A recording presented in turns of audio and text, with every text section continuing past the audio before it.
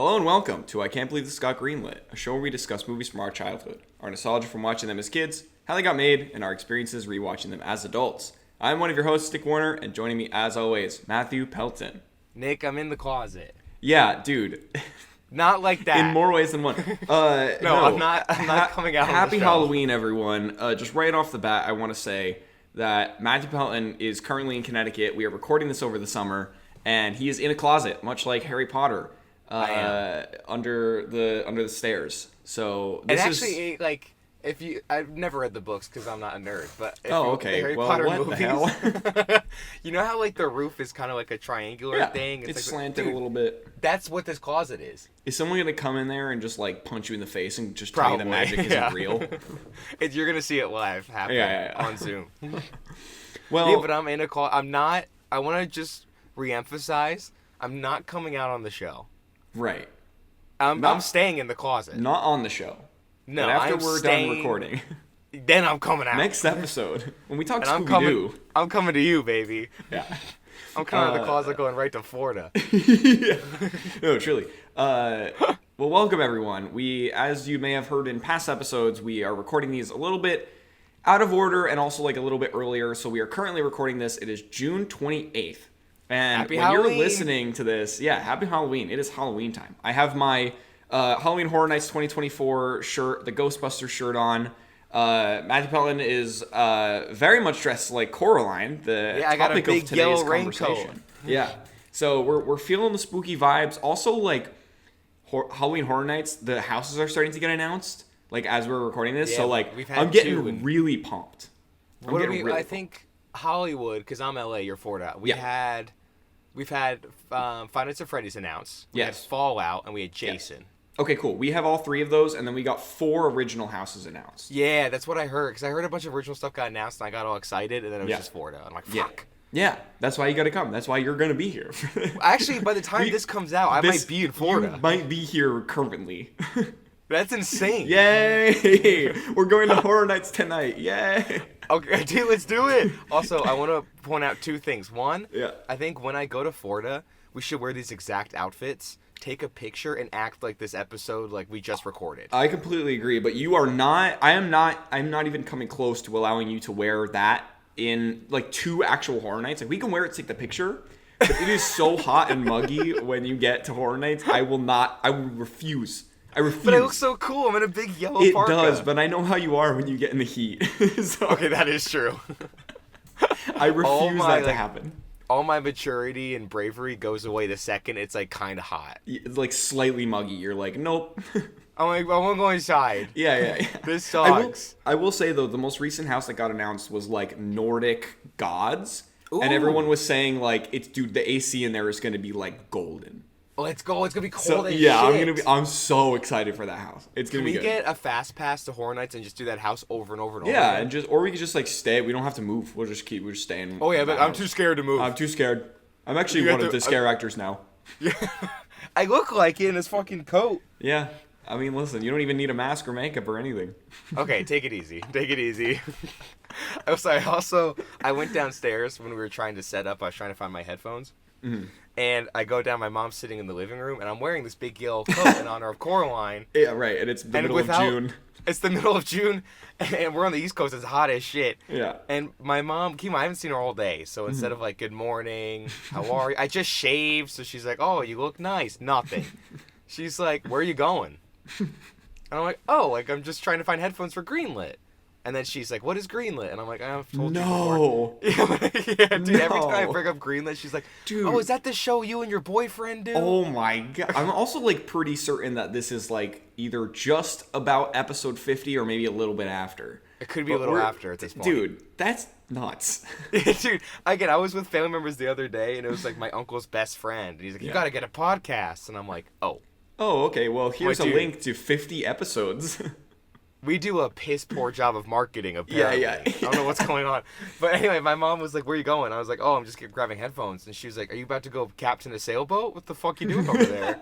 And I'm like, all right, take it easy. Why am I like this is the roast of Matthew Pelton? You should have just like opened drawers and be like, I'm trying to find buttons. She's like, what? Come here. You'll see. You got to watch the episode. Also, I found out, I was listening to a podcast at the gym because I'm a psychopath.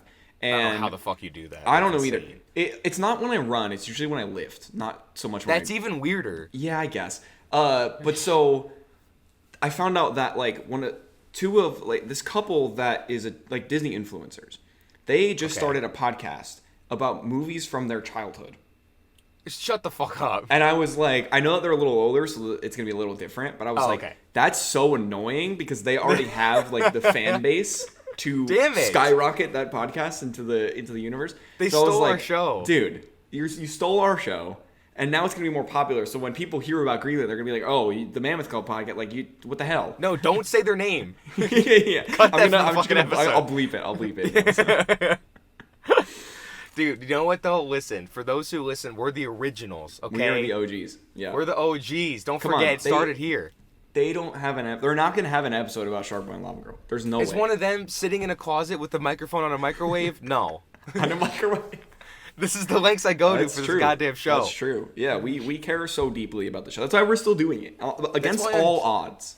And against all our fans, which there are two, and that is my dad and your grandfather. Yeah. But on June 28th, I put on a goddamn coat and sat in a closet. Yeah, listen, we are dedicated regardless of the viewership. We just love doing this show so much. But let's talk about the movie at hand today. Because I'm very, very curious as to your backstory with it, because it was your pick, but also about your thoughts upon rewatch. Because I have a very tragic backstory. Not tragic, but like we'll get to it. I was very scared of this movie. Yeah, knowing you, that sounds about right. Dude! Oh my god. Okay, so we're talking today about the 2009 film, Coraline.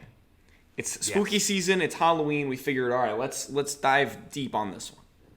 It's about time. So this has been on the list for quite some time, and I know you put it on, like, you were the one that put it on pretty early.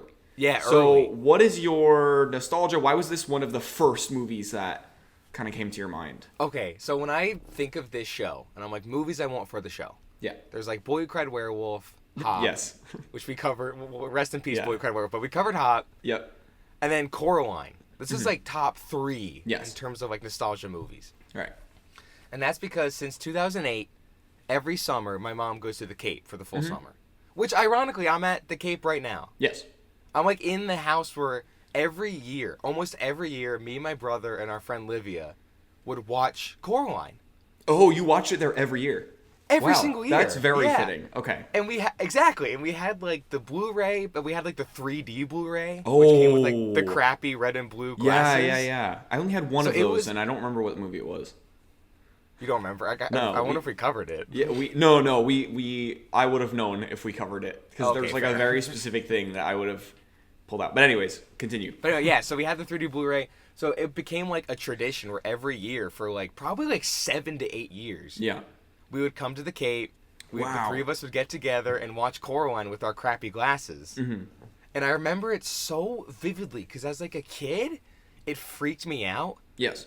But at the same time, I had like a big crush on the girl. Oh my god. So I was trying to like act so cool. Yeah, okay. No, I get it. She is pretty cool.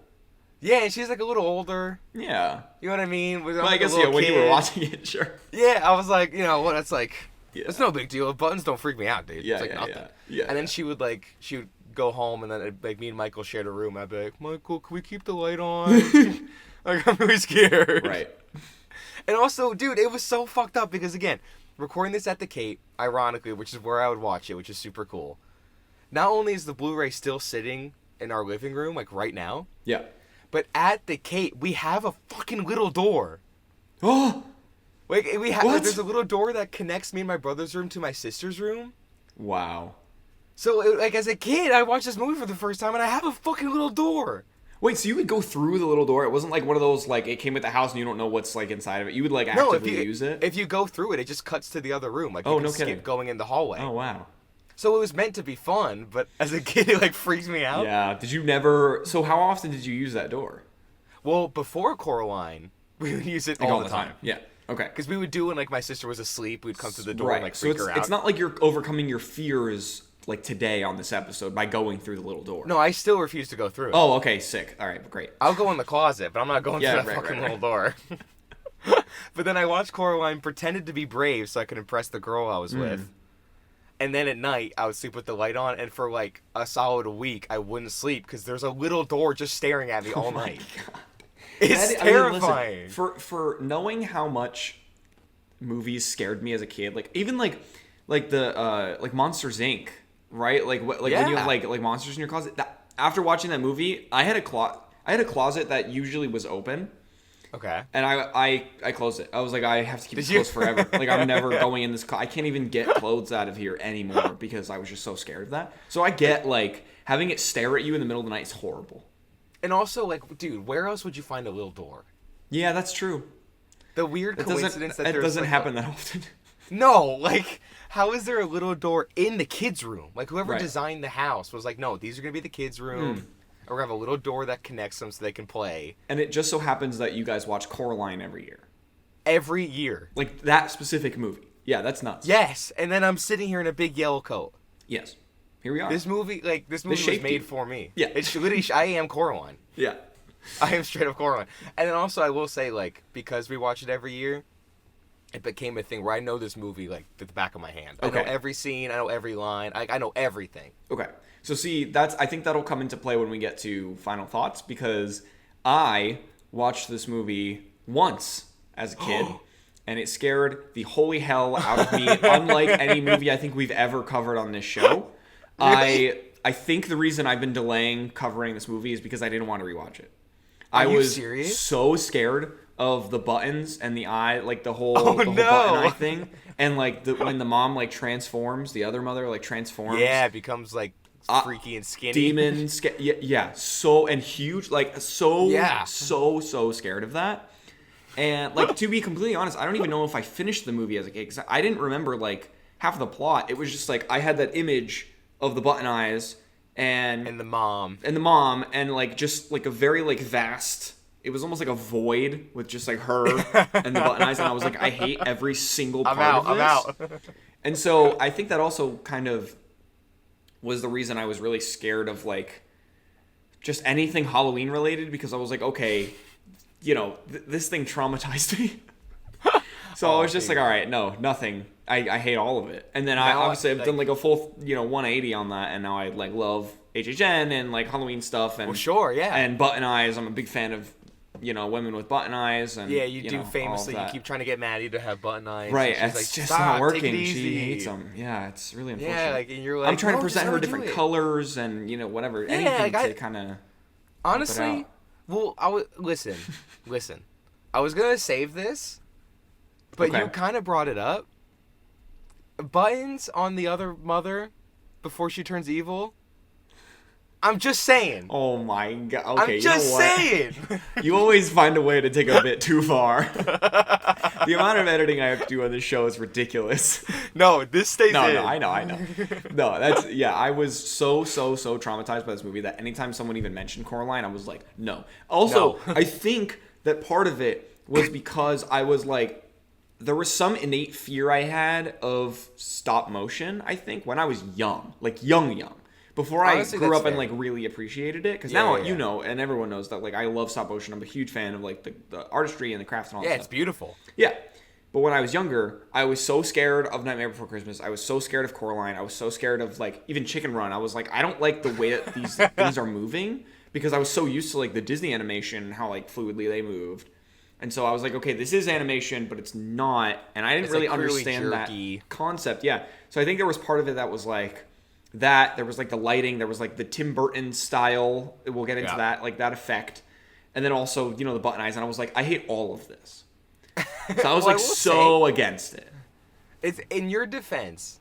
This is even like watching it now. It kind of spoiling final thoughts, but fuck it, I'm in a closet. Yeah. But this is like more horror-y than I would expect any kids film to be. Yeah. Like especially towards like the back half. This really leans into like this is freaky. Very eerie, and it feels very like isolating, because it feels like there aren't many characters, and it feels like she's kind of on her own. There are all the characters that are in the movie are very weird and like freaky. Yes. So it just feels like it's that like empty, you're by yourself feeling that like I hated.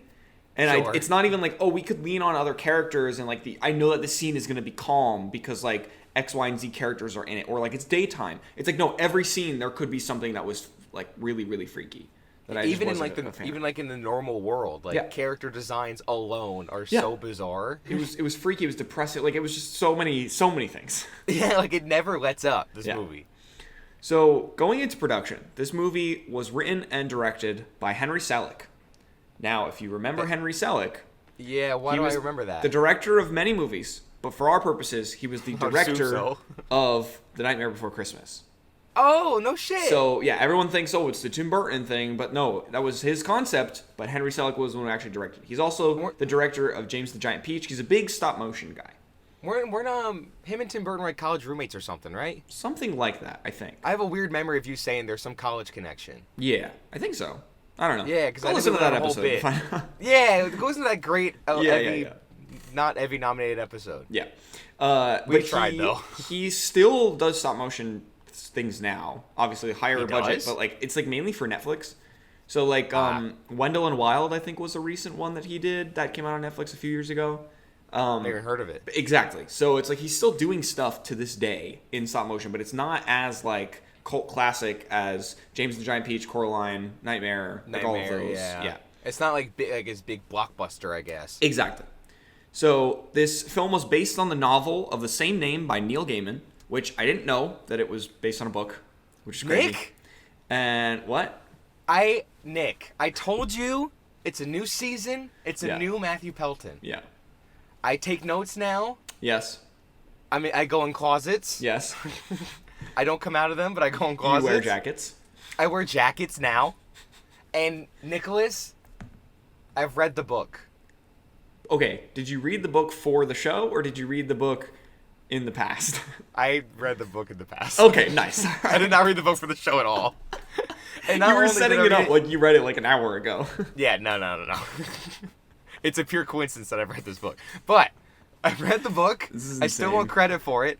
No, yeah, I'll give you some credit. I read it a couple years ago, so I don't really remember anything about it.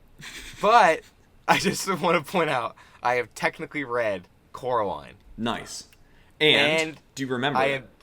No. Okay, I was gonna say, is it anything like the movie? My only memory, though I could just be making this up completely. Okay. So if we want to fact check this later, or we could just spread misinformation. It's in this it's show. not uncommon on this show. Yeah, honestly, we've done it before. I think YB is not a character in the book at all. Okay, that makes sense. That Yeah, I makes think sense. he's completely made up for the Yeah. movie. I feel like That's my only memory. Yeah, things like this, they have to start, like, include characters that kind of support the overall story to match, like, a cinematic narrative. But, yeah, I don't know. It was weird that there was a book that I didn't even know about. And Yeah. also that it was written by Neil Gaiman. I didn't know that either. That's crazy. Yeah, because he's a big guy. Yep. And then didn't he get caught as a sex pest? I feel like he got canceled for something. That actually doesn't surprise me that much. Yeah, he's a weird dude. So the cinematography for this was done by, oh, Jesus Christ, Pete Good luck. Kozacek, I think you just called him a peacock. Yeah, Peacock. No, Pete Kozacek, who worked very closely with Henry Selick and was nominated for Best Visual Effects for Nightmare Before Christmas. Oh, nice. So- not anything for Coraline? Not anything for Coraline. Oh, that's fucked up. So going into the budget game, let's talk. So this movie Okay. was done for $60 million. Not too How shabby. much do you think it grossed? Oh, shit. Because obviously this has like a cult following, but Yeah.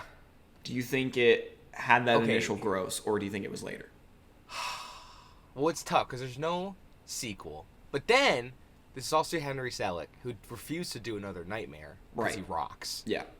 Unless he's a sex pest, then I take that back. But for Right. now, I No, think he rocks. I think he's in the clear. I think he's fine. I think we still like him. Yeah. And it was based off a book, and there's no sequel to the book. As a cult classic, I also know for like the 25th anniversary. I think it was the 25th anniversary. Yeah. No, was it? No, they re-released it. Yeah, they put it They've back in re-released theaters. this one a ton of times. Yeah, I know they did like a somewhat recent one, and I think there was like a Coraline popcorn bucket Yeah. that I didn't get because I wasn't there and I'm mad about it. Rats. I know, it sucks. So if it was $60 million budget, I'm gonna say it grossed 170 million. Dude, you were pretty close. 125. Oh, let's go! So it didn't make a ton. It theoretically made its $0. money back. Yeah. Not by a lot, though. Yeah. But, you know, it had such a cult following that I'm sure it made a ton. I don't think I have any notes on that, but it made a ton of money. Like DVD sales? Oh, here we go. The DVD opened the first week sales of $1.03 million. And over $19 million in revenue in total. Oh, sorry. Total sales stand over 2.6 million units, over $45 million in revenue over, Damn. I think, the first couple of years.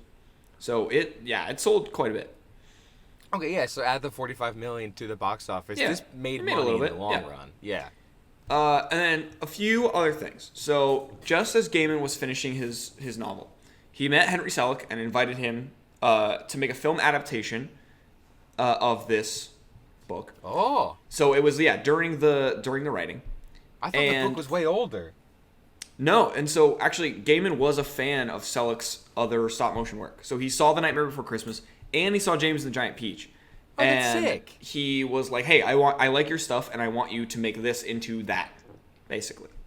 And then he was like, also for the record, I am a sex pest. Right. And he's like, "Come join me." And Selick was like, "No." Ew, no. I gotta go work at Netflix. Yeah, exactly. So Henry Selick initially thought the adaptation of this film would lead to a 47-minute film. So pretty short. Oh. The movie Yeah. ended up being an hour and 40 minutes. Yeah, it's long. Yeah. So this is what I'm saying. Like, they added characters, they added plot points. I think it was much simpler. It was very much like she went over, she came back, she went over, movie's done. I will say, someone who has read the book, I can confirm that there are probably differences. Yeah. I'm very insightful today. You know this. You definitely know this. I definitely read it. So several theatrical re-releases over the years raised its box office total to $185.9 million worldwide. Hey, making then add it the 45 million. The third highest grossing stop motion film of all time, following Chicken Run and Wallace and Gromit: The Curse of the Were-Rabbit. Also soon to be covered. Yes. So it's all Greenlit movies. Which actually makes sense why we're covering them, because they were the highest grossing, which means we saw them as kids. Yeah, we definitely saw them. So it all makes sense. This film won an Annie Award for Best Music in an Animated Feature Production. Oh, good. Also, Best Character Design in an Animated Feature Production, and Best Production Design in an Animated Feature Production, and was nominated for an Academy Award for Best Animated Feature and a Golden Globe for Best Animated Feature as well. What did it lose to at the Oscars? In 2009, Coraline was up against... Oh, okay. I remember this because this is like maybe the most stacked animated feature year of all time. Really? Okay, Yes. okay, I'm ready. So starting at the bottom, because this is probably of the 5 the weakest, because I've never heard of it. The Secret of Kells. Never heard of it.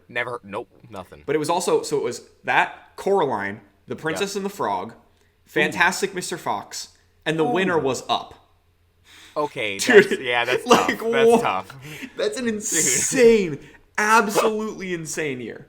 Absolutely Also, now I have no statistics whatsoever, so I might just be making this up. insane. Sure. But that might be one of the first and one of the last times there's 2 stop motion movies nominated, right? Yeah, it's definitely one of the few. I don't even know. This was also the first year that they started doing 5 nominations. Oh. So the year before it was Bolt, Kung Fu Panda, and WALL-E, which also is pretty stacked. But it's like, but it's like 3, or actually no. This is weird. This is a really weird category. Because 2001, which is the year that it got introduced, obviously Shrek won. Yep. So, and that was only 3 movies. But then the next year, it was 5 movies, and Spirited Away won, which makes sense. But then every year until 2008, it was 3. 2009 was 5. 2010 was 3. And then 2011 on was 5. Was 5? Yeah. It's very weird. weird. Maybe It's weird to be like, 2010, it was The Illusionist, How to Train Your Dragon, and Toy Story 3. Okay. And then they went back to 5 the year after. And they went back to 5. I think, okay, I know what happened. I have a theory. Okay. I know what happened. It's confirmed. Yeah? Okay, sick. I think in 2009, they're like, hey, we're going to do 5 nominations because we have such great animated movies that came out. And then they were making the nominations, and they're like, okay, we have 4 bangers. what else should we throw in there? Because we fucked up. And Yeah. they're doing like this. What was it? The Book of Kells? What was it? Yeah, something like that. The Secret of Kells. Secret of Kells. Something stupid like that. And everyone's like, what the fuck is this? We're going back to 3. Fuck this. Yeah. And that's what happened. Yeah, that's fair. And then they went back to Also, 5, and they were like, all right, we'll just do like indie animation, which is Yeah. great for us in the future. Park of the Monsters, Yeah, baby. exactly. Also, dude, my foot is falling asleep so hard. Oh no, this is what I'm saying. I can't do my closet for another like 40 minutes. This sucks. Okay, so Coraline was staged in a 140,000 square foot warehouse in Hillsboro, Oregon. The stage was divided into 50 lots, which played host Jesus. to nearly 150 sets. That is famously where all films are made. That's Hillsbury, Oregon.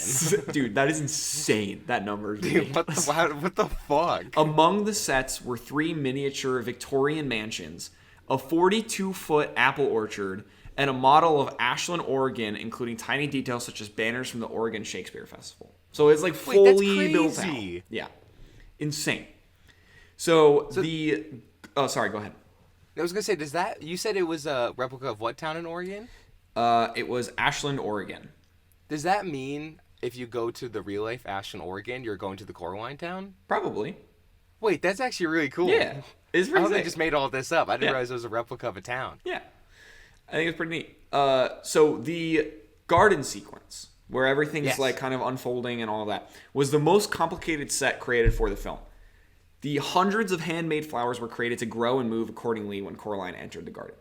So it was all like simultaneous. I cannot even imagine in stop motion how long Dude. that took. It's ridiculous. And this didn't win an Oscar? No. Come on. This is I why know I'm it's like, good, it's but ridiculous. Like animation back in the day, it was like, it's unreal. Like, Like that how year do in you- particular was insane. yeah, how do you do that? It's insane. It's also insane that like Fantastic Mr. Fox didn't win. I know why Up won, but I don't know. Like any of them could have won, and I would have been like, yeah, except for Secret of Kells. Except for that fucking that Kells thing. Imagine being the directors of Secret of Kells or producers of Secret of Kells and being nominated against those 4.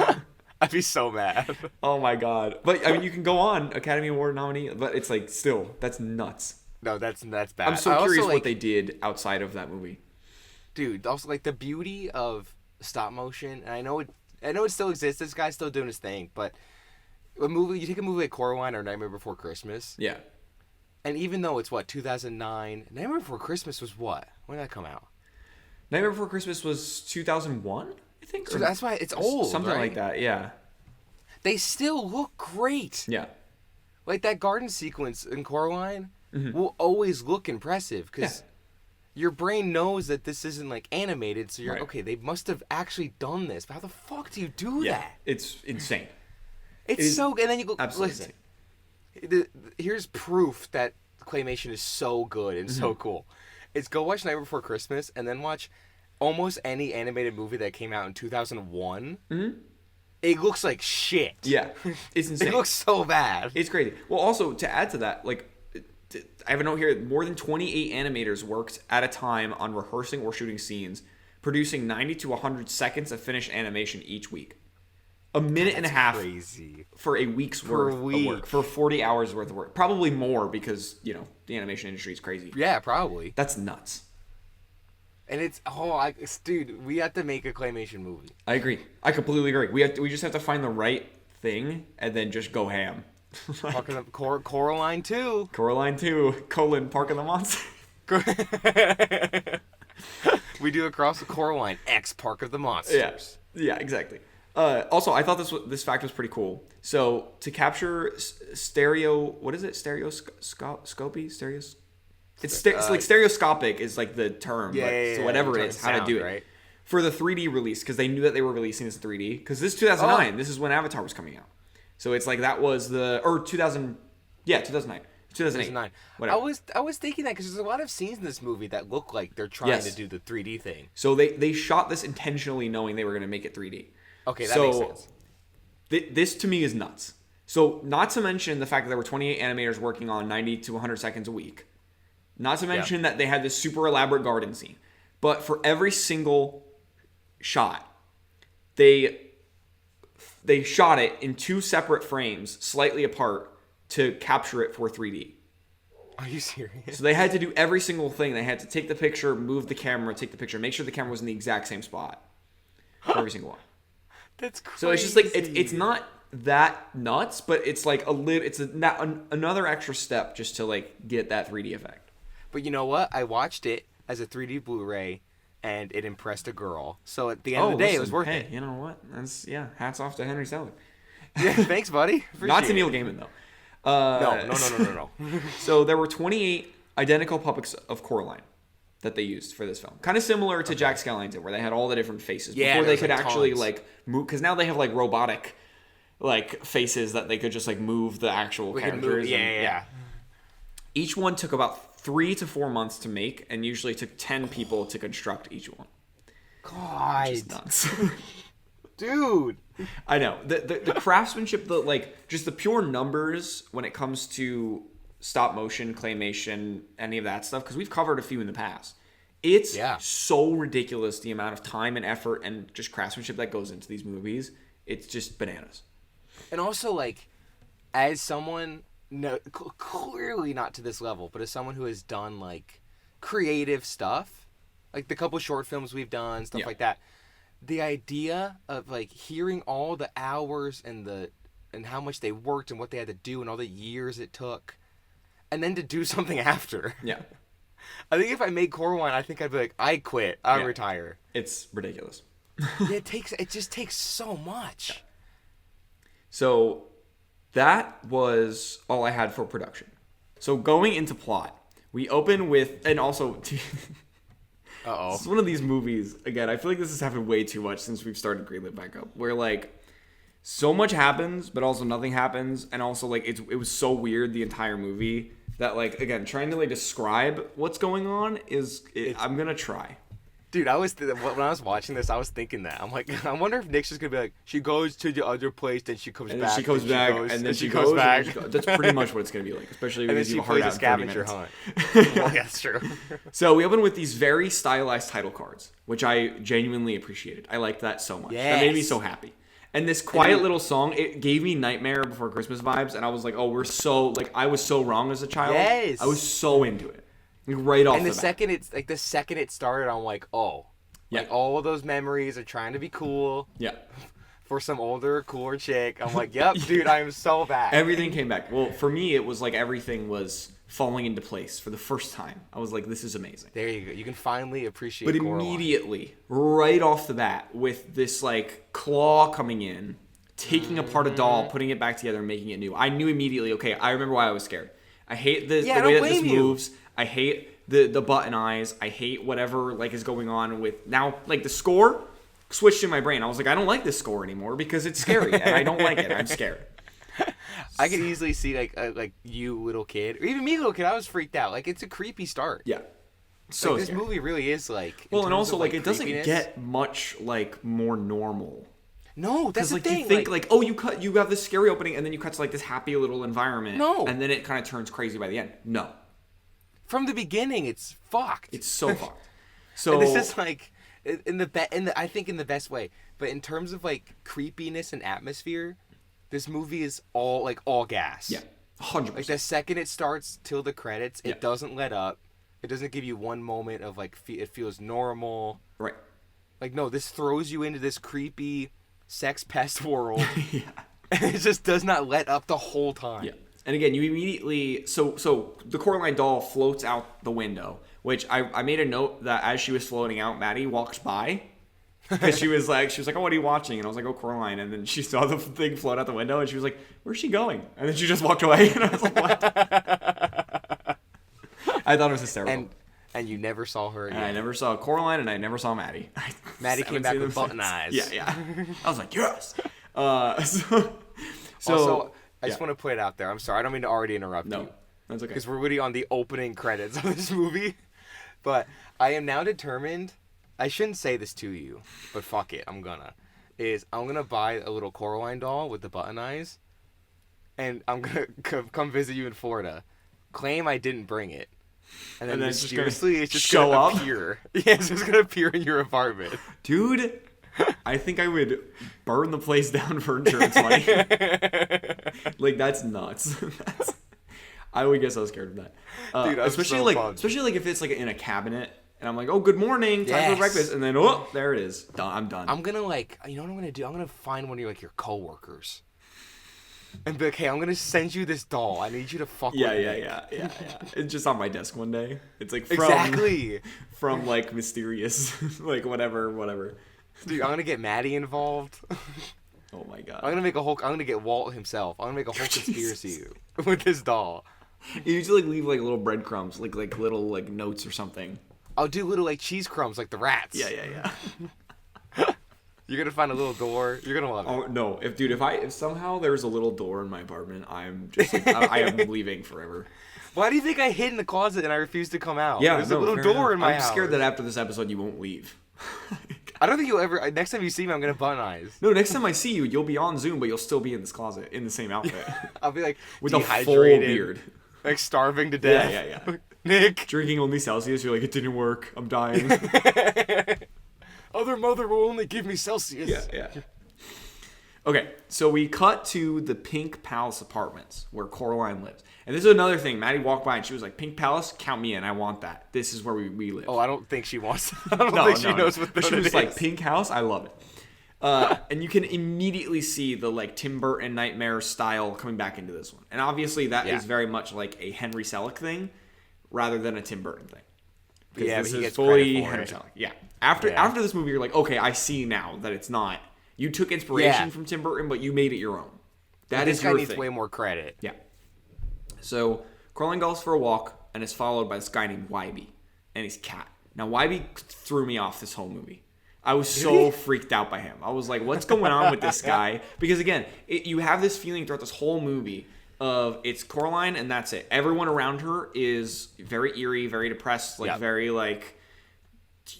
off-putting. And down to the cat, down to Wybie, down to everyone besides Coraline. I was like, I hate this whole world. I hate the whole thing. I was so out. And watching it this time, I felt kind of the same. I was like, I don't like what's happening right now. I'm just so like off put.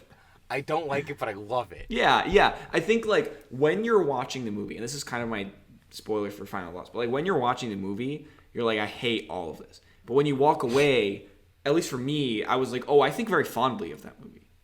Exactly. But when I'm watching it, I'm like, I hate everything. Yes. So I don't know if it's just like a stylistic thing that like really attached to me because of the nightmare stuff or what. But I was like, I don't know. When I was watching it, I was like, I don't like this. But you love it. But I do. I love it. I love the vibes. Exactly. It's all about the vibes. There's also like, especially like I remember like so many things about this movie as a kid. This is such a Greenlit episode. Yeah. But I always really liked Wybie growing up. Yeah. Because obviously Coraline's my favorite character. Of Coraline course. rocks. And I had a little bit of a crush on Coraline. Yeah. Of course I did. Of course. And Wybie clearly has a crush on Coraline. 100%. 100%. And he's clearly afraid of like the house, but he's trying to act brave. Yeah. Sound familiar? Oh, yeah. So I'm like, dude, I am freaking Wybie. Yeah. And I'm sitting next to Coraline. And just like Wybie, I struck out. It didn't work. Right. Yeah. No, this is just pure Matthew Pelton nostalgia, and I love it. Yeah. I love it. Dude, it's been so long in this show, I've had a pure, like... I just used to love this fucking movie as a kid. Yeah. It's also been so long so on bad. this show since you were like, I had a crush on the character, so I immediately attached myself to the guy in the movie who had a crush on her. That liked the character? Yeah. Yeah, pretty much. So she runs into Wybie and his cat. He calls her a water witch, which I don't even remember if this comes back or not. I just wrote it down because I was like, it might come back. But I don't remember that at all. No. And then he speeds off back to the apartments, which his grandma owns. Yes. We find out that Coraline's family moved there to write about plants, which I thought was hysterical. That they're just like, these... I don't even know. Like, they were so... Like, that was another thing where I was like, these parents are stressing me out. Because there's no love in this household whatsoever. No, they're so like they're sleep deprived. They're very like they seem like they're very depressed. Like they're very just angry all the time. There's like I will say they have no interest in Coraline. There's little like glimmers of love. A little bit, especially obviously as the movie progresses. But in the beginning, you're like, oh my god. Yeah, this is bad. But even like when the mom's taking her like what's the word? Uniform shopping. Yes. Like, again, You can tell she's miserable, doesn't want to be there. Yeah. The clothes are gray, and she wants to go write about gardening. Yeah. But there is still like that little nugget. There is, especially with the dad, as we come to find out. Yes. But like, yeah, even a little bit with the mom. But yeah, I was watching this and I was like, man, I really don't like their vibe. I know. Because I was like, these movies, usually it's like about the girl, the little girl who goes on this adventure, and usually the parents are like, sweet. And then she leaves them, and then she's like, oh, I need to go back to my parents because I love them. But she's like, oh, no, I hate my parents. Like, okay. This is such a... God, this movie's so good. So as a kid, it was very much like, one, Coraline's hot. But two, it was... I'm like, these parents suck. The other world's cooler. Yeah. I don't care if they have button. I fell for the trap. Almost. Yeah, right. But now watching it older, I'm not a parent, obviously, Sure. but watching it, I'm like, I'm 23. Sure. Those little nuggets and those little glimmers of like the parents are trying, but they do have a lot Right. of stuff to do. And you can tell they still love their kid. It's just stuff you don't pick up on as a kid. 100%. Yeah, so I now more relate to where the parents are coming from, Yeah. just gaining life experience. 100%. I I mean, mean, my God, this movie rocks. especially like when you're a kid, you've I mean, as an adult as well, but like especially when you're a kid, the color palettes really dictate how you think about the movie, right? Well, So like when yeah. you go into the other world and everything's like a warm glow and like there's like you could tell that there is it's bright, just saturated. it's amazing. And then when you go back to the real world, quote unquote real world, it's gray and miserable and terrible. So it's like, yeah, you get influenced. But yeah, watching so it, you can't can help see, it, you can like- kind of see through that a little bit more when you're an adult. You're like, okay, they're doing this on purpose to kind of show, Yeah, it's all a exaggerate like what she's feeling. But Yeah. No, definitely It's- related. it's literally the whole point of them making the other world look like that is to trap Coraline, like exactly. in the movie. Exactly. But then the effect of the movie is so good Right. that as a kid, I got trapped in it. Yeah. Yeah, and I was like, that's how effective it was. Right. It was like even the house is just more pink in the other world than the normal world, and like the normal world they're eating like gross cabbage that they make look all slimy and stuff, and then the other world it's like turkey and pizza and pie and dude, it's like a little kid's dream. It's amazing. Until And little kid me like wanted to be there with Coraline. You know what I mean? I could be well, YB. you were living through YB's eyes. His normal Dude, I was like, non-button eyes. I will happily put buttons on my eyes to be with Coraline. Yeah. So Back in the day. Speaking of YB, he leaves a doll of Coraline on her front porch. And if I ever found a doll of myself on my front porch, I don't know what I would do. I don't know what I would do, genuinely. I was Like, thinking you have to go to Etsy and like make a custom one of me. Like not a Coraline doll, a Nick doll. She like took it real well. Yeah. Oh no, yeah. She took it was great. She was way like, too cool about that. great. Didn't even think twice about it, and just like la di da di da. She goes around the house, explores all the unique things about it, like all of that, and then all of the unique things about the house she finds boring because it's the normal world. She's like, this is miserable, and she comes across a door embedded in the wall. Little door. Little door. And when the door is opened, she finds bricks. She's like, ah, shit. I thought this was gonna be a portal to another cooler world. Yeah, I think that was her exact quote. Yeah, Ah, yeah, exactly, shit. exactly. And so that night, as she tries to sleep, she hears a mouse, who leads her back to the door. And this time, there's a tube that she climbs through and comes out of an exact replica of her house, but something is slightly off, slightly better, but slightly off. Exactly. And now watching this, I really appreciated the like whole tube transition. I really liked that. I thought that was super fun. Yeah, how it kind of like Just stretches stylistically, out yeah. and- I thought that was Yeah, really fun. it looks very cool. But yeah, it's something slightly off. Her parents have buttons for eyes. The paintings are positive rather than negative. Life seems perfect, but it's completely eerie. Like there's something off-putting about it. Again, the whole movie is off-putting. I have a confession. Okay. I alluded to this earlier. Yes. But listen, this is a Pelton pick. Yeah. This is how the show works. Little me was a creep. I had a crush on Coraline, Yeah. but You had a crush on the hot button-eye mom. I sure as hell did. Oh my god. Dude, the other mother's smoking. I think you just appreciated her like motherly tendencies. You were like, I want pie. Sure, sure. That's a factor. Yeah, right, of right, many. right. There are many things. Let's move Dude, on. let's listen. I know. I was just re-listening to the Shark Tale episode. Yeah. I know Smallwood was here. Oh no, yeah, she Other defended you. Other Mother's hot. Yeah, we got to get Smallwood back on the show. They like the claymation in certain areas. They knew. No, they definitely knew. They definitely knew. They spent weeks sculpting those. We just found out they spent weeks sculpting. Yeah, they had 28 dudes sculpting this one woman. Exactly, dude. Those dudes were working on those thighs and calves for way too long. For probably years. They were given more plasticines. They were like, all right, where can we put this? And that's not the only weird body parts in this movie. Yeah. Oh, yeah. There's a whole sequence with something, yeah. So, I forgot to mention this, but Coraline gets poison oak as she's, like, walking around the, like, forest or Yeah, whatever. she grabs, like, a branch and she's playing with it. Yeah. So, she wakes up in this other world, and her poison oak is magically gone from the other mother. Like, she helps her out. And she tells her parents about this, like, dream that she had. Because she woke up and she's like, oh, it's all a dream. And we see that the mom is the true villain. She ushers her out of the house. Like, she's like, I hate you. Let's go. But this is, like, again, like, little breadcrumbs of, like, okay, the mom's worse than the dad in the real world, or so it seems. So then, naturally, as we go into the other world, you know, the mom is going to be the actual villain. Worse. Yeah. Actual villain. So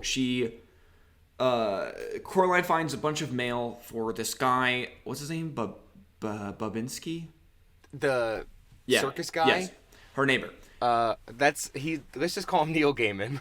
Neil Gaiman, yeah. So she meets him, and he is like this circus guy, this like circus performer, and he gives her a message from the mice not to go through the little door. And she's like, what? Dude. What's going on? What's going on? Imagine you as 6 years old hearing that in a movie, and you have a little door in your bedroom. I don't want to imagine that. It's scarring. It is. I'm surprised that you like this movie to this day. I love this movie so much. I really do. Like, genuinely, I'm so surprised that you didn't like just immediately turn it off and you're like, I'm never looking at that ever again. Well, I had to be brave for my woman. That's true. That's very true. You're a blue-haired woman. Yeah, I couldn't help it. You can't. Yeah, she's your girl. I hope she does not listen to this episode. It's so bad. So she goes to Mrs. Spinks, I think is her name. I don't know any of these characters' names. I don't either. I know what they look like. Yeah. This is the woman who reads her her tea leaves or whatever, and finds out two grandmas in the basement. Yes. We find out that Coraline finds out that she's in terrible danger from these two ladies. She's warned to wear green in her dressing room, get a very tall ladder, and be very careful. I don't think any of those come back into play. You might be right. Because, like, especially like with the Water Witch and these three things, I feel like these are things that they were gonna set up, and then they were like, we're out of time, or we're out of claymation, like we're out of the plasticine. We're out of plasticine. We're out of everything. And they were just like, all right, but they were like, we can't reanimate that scene because it's gonna take so much time. I know the second time she visits the grandmas, it comes up again. Maybe, yeah. I don't know. Maybe I just give her the little like triangle rock. Right. Yes. So that comes back into play. But this weird, like, I was writing down all the things they were saying because I was like, I bet these come up later, and I don't remember them at all. Yeah. If it comes up later and we missed it, someone let us know. Yes. Maybe in the end scene she was wearing green. Yeah. Maybe I don't know. It beats me, and maybe that just goes to show how much I actually paid attention to this movie. You're horrified. She learns from YB that the Pink Palace is cursed, and that his grandma's twin sister disappeared, and they think it was from that house. So he's like, not allowed to go in. The grandma's like, no, fuck that place. Yeah. You're never going there. You know, my sister's gone, and all this stuff. They still rent it out, though. Yeah. Oh, yeah, exactly. They're like, yeah, you guys can deal with that. Like, we need the money, though. Yeah, exactly. Yeah, they're like, we're trying to run a business. I don't care. So Coraline puts out cheese for the mice so that she can go through the door again. She's like, all right, I'm going back. This place was awesome. And she goes out to the garden to find her dad riding a grasshopper little vehicle thing, going through this amazing garden. This is the whole scene that, like, it all comes to life. Yeah, the big sequence that we were talking about. He takes her into the sky and shows her the garden was grown to look like Coraline from above. Like, it's this amazing, like, alternate reality that, you know, she thinks she is dreaming. Because it's too good, and her mom is too beautiful. Her mom is too beautiful. Yeah, okay, let's go with that. she meets other YB, button-eyed YB, who cannot talk at all. This is the part that like freaked me out. Well, one of many, me out too. But and they Especially go to the first time watching it. Yeah. Sorry, I didn't mean to cut you off. No, go ahead. But the first time watching it, again, I kind of was putting myself in YB's shoes. Yeah. So I remember getting to that scene where YB, like, Woody cannot speak. Yeah. And it freaks me out. So scary. Because I'm like, dude, I'm going to wake up and I'm not going to be able to use my mouth. Yeah. Like, I really thought that was going to happen. Not even like my mouth is sewn shut. Like, my mouth just won't move. It'll just be like... It won't move. This is a great audio for audio podcast. So she meets other YB, and they go to the circus guy's place, where they watch a little mouse circus act, which is super fun. And she wakes back up. Crushes it. Dream is over. Yeah, they're great. She wakes back up. Dream is over, and she finds that she's in her normal house again, and she's pissed. She's like, why do I have to leave this place? Yeah, she's like, all right, I've been there twice now. I'm loving it. This is great. And then there's like the whole shopping sequence with her mom, and she grabs keys to go open the door, the little door. Right. And the tube is there. In the day. And she's like, this is reality now. This is where everything changes. Now it's like, it's no longer a dream, it's real. God bless. But as she does this, YB's cat notices that she does. So that will come up later. She goes to the other universe, house, whatever, and sees YB's cat in this alternate universe who doesn't have button eyes and can speak. Hell yeah, he can. It was awesome. This part maybe... And he has the coolest voice ever. Yeah, literally the coolest voice ever. And the cat tells her that this world is not what she thinks. So he's like, watch out. Don't, now you know it's reality, but just be weary. Just be careful. Yeah. So, also, dude, could you imagine this tiny little kitty cat? He's like cute, he's got fur, and he goes speak to. He's like, "What's up?" Yeah. He's like, "Whoa." Not what I was expecting you to sound like. So they watch a show with the other neighbors. I think I don't exactly know what this part was. I forget. But when she goes back to her, this was the. Now knowing a bunch of guys made the figures for these characters and spent weeks on it makes it even weirder. Yeah. But remember the two grandmas have their show and one. Yes. Yeah, like I feel weird saying it, but like it's almost part of the storyline for this. Is she has like giant boobs, and they sing a song about how like not like boobs are good, and the other girl's like, no, boobs are bad. It's about talent. Yeah. And it's so. As a kid, I never caught it, obviously. Sure. But as an adult, I'm like, how the fuck did this make it in this? Nuts. This is so weird. Right. So yeah, they watch that show. And when she goes back to her second home, the second mom, the other mother, gestures to YB to put on a smile. And this is where you're like, oh, okay, what's really going on here? Clearly she's more in control of things than we thought. Yeah, the other mother is kind of like... The big bad, sexy. It looks like. Yeah. Oh, a little sexy. So the other mother then tells Coraline to sew buttons to her eyes if she wants to stay. And obviously she refuses and tries to go to sleep, but can't escape this other world. Yeah, she's stuck. She learns from the dad that the mom is the true villain and is controlling things in this other universe. And he's a good dude. He really is. Yeah. He's a good guy. In both worlds, he's great. Yeah, he's a great dude. He likes playing the piano and being a good dad. Even though he is stressed about money, and that's kind of what we see, in the beginning. Now, by the way, are they writing a book about gardening, or is it like for an article? I think it's for an article, and then if they get published... then they get paid. Fat ass paycheck. Yeah, because like at the end they get paid and they're like, "Oh, we're living lavish." You're like, "What?" Because also like clearly up to not that it's confusing, but clear up to this point they were successful because the apartment that they rent's pretty big. Yeah, but then when you go in it, there's like no furniture. Well, there's like true. A bottle of ketchup in the fridge. And it's like leaking water. Yeah. Like it's definitely a fixer upper. But then they have like the big garden in the back that, to be fair, is in disarray. Right. It's like it's those confusing. those Instagrams that are like old broken homes and they're like right. Like this house is from like the 1840s, but like it's just falling apart. Please buy it and fix it. Yeah. It feels like that would be on there. Right. The pink apartment. 100%. Yeah, it's weird kind of seeing how they act because it almost seems like they spent all their money on this house, but they don't have any money left. Yeah. So they're like, but this house is like it's interesting. Clearly, like this is gonna sound mean, but it's clearly just like a piece of shit. Like Yeah. it needs a lot of work done. Right, but it's huge. but it's massive. Yeah. So I'm like, huh. Again, it's not like a plot hole. It's just something I'm like, not that I wish I got more story, but there's just clearly like more to this. It was probably in the book that I don't remember. Right.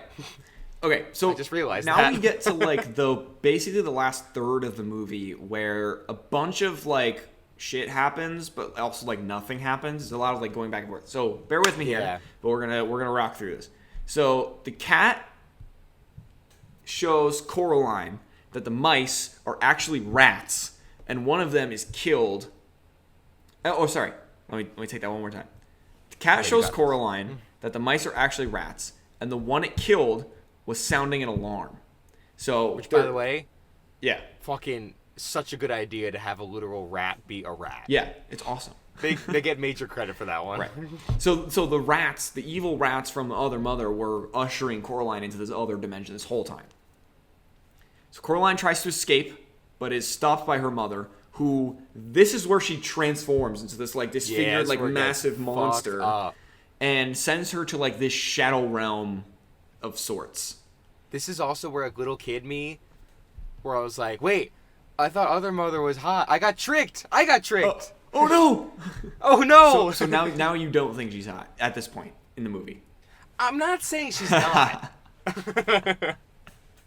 It's just a different kind of thing. Depends on if you like a taller woman, I guess. Exactly. You know what, Nick? While I'm sitting in a closet, I don't mind it. Yeah.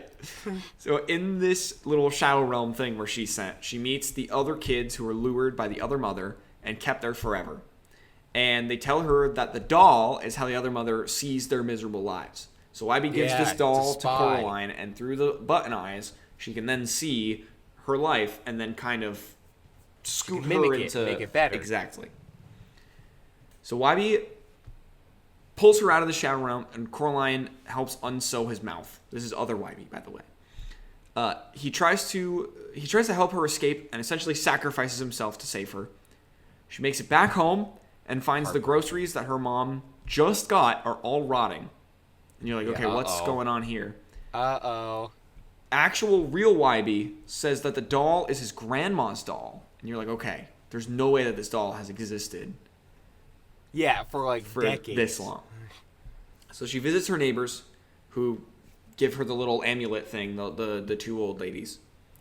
It helps find lost things. Yeah, exactly. Right? And then she finds out that her parents are missing. They're gone. Uh-oh. And she finds them in a mirror, freezing to death. Like, they are on death's door. It's very Harry Potter. It's very Harry Potter. Yeah. Yeah, as I'm in a little closet. Yeah, exactly. And then we find out that the other mother has taken them. That's it. They're in the other realm. She's like, oh shit, this is it. Final battle. And she goes back. She goes back to the other dimension to save her parents. And this is why Coraline's such a fucking hero. Yeah, true.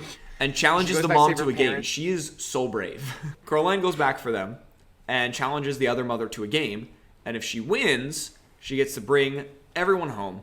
And if she loses, her eyes get taken. Snatched up. So... I don't like how you phrased that. Coraline goes to the garden first. And the garden starts attacking her. Trying to take away her little amulet thing. And then she realizes that she can use it to kind of find what she's looking for.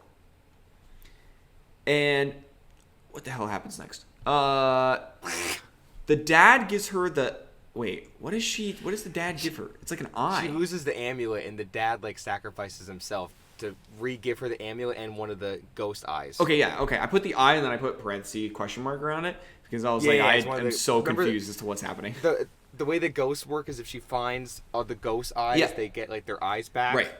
And then they're safe. She's trying to find all of them as well. Oh, right. Four. She's on a scavenger hunt for the eyes. And her parents. Well, yes, right. So the dad gives her an eye, which is weird, but weird sentence. But it means that she's on the right path. She gets another eye, and then struggles to get the third. But at the last second, the cat gets the last one, and now it's just up to Coraline to find her parents. So the kids are she good. She saved the ghost kids because she's a fucking hero. And that's the love of my life. Yeah. That's my wife. Yeah. So now she's going to find her parents. Her less hot parents. Unfortunately, in the final battle, she gets her parents, who were in the snow globe. She grabs them and she's like, "You're mine now. Let's go." And leaves the other world. And her parents don't remember anything. Yeah. Which is interesting. And their relationship mends, and there's one final attempt by the other mother to get the key to the door. To the other door. Right. And YB helps to end all of it. It's over. Their relationship is good. All's well in the world. And that... Almost. Because the main mother is not as hot. It's fine. Well, sure. I'm not upset about it at all. Right. But that is Coraline. That's it. Happy Halloween, everyone. Final thoughts. You didn't drop your famous Nick line, all is well in the world. I said it. Oh, you did? Yeah, let me say it again. And all is well in the world. And that is Coraline.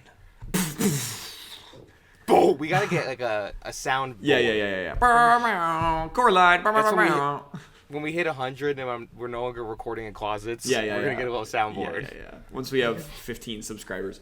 So final thoughts. I will let you start because this is your pick. Dude, this movie rocks. Yeah. I think it holds up. It's just as creepy. It's just as fun. Yeah.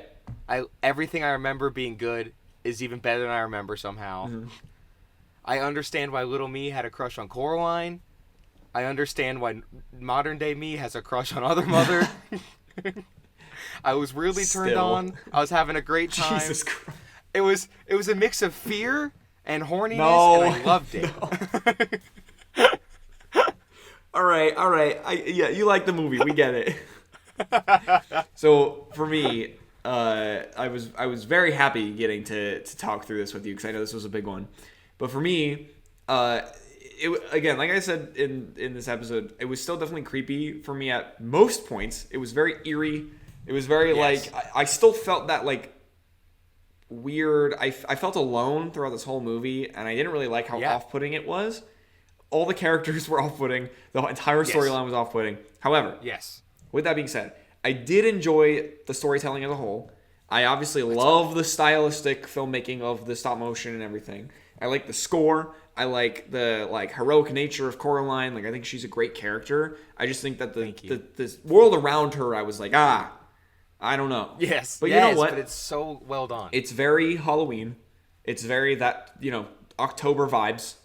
So I appreciate it. And again, I think more fondly of it when I'm not watching the movie than when I actually am watching the movie. So in terms of nostalgia, I think this will actually go down as I will think more fondly about this than other movies that we've rewatched for this show, because the longevity of it. I think that's also why it's so popular in the zeitgeist now. It sticks with the longevity. You for sure. It definitely sticks in your brain, but then when you rewatch it, you're like, oh shit, this is horrifying. Yeah. But no, there's a reason. There's a reason I watch this once a year. I will probably continue to watch this again and again. Yeah. And it was cool. I got to talk about this movie in the house that I actually saw. Yeah, 100%. This is this is a big Greenlit moment for me. This is a good one for sure. So one final thought about Coraline. Let's see if we can line this up for real. I can't believe this got greenlit. Thank you all for listening. Tune in next week for Scooby-Doo. Live action Scooby-Doo. I know we've covered a Scooby-Doo movie before, but we're taking it back to the OG live action Scooby-Doo from 2002 with very, very special guest. I cannot believe that hasn't been on the show thus far. Yeah, it's ridiculous. Nicole Spirito is joining us next week. So please stay tuned for that. Check out QuaywoodProductions.com for every single thing that we've ever done, everything that's going to be released, everything that has been released. Please just go support all of our stuff because we've had such a fun time building out that website and all of our super cool projects. And stick around for Scooby-Doo, and happy Halloween, everyone. Happy Halloween. Go celebrate by following Quaywood on all social media. Happy Halloween. Happy Halloween. Okay, bye, everyone. Bye, Spoo.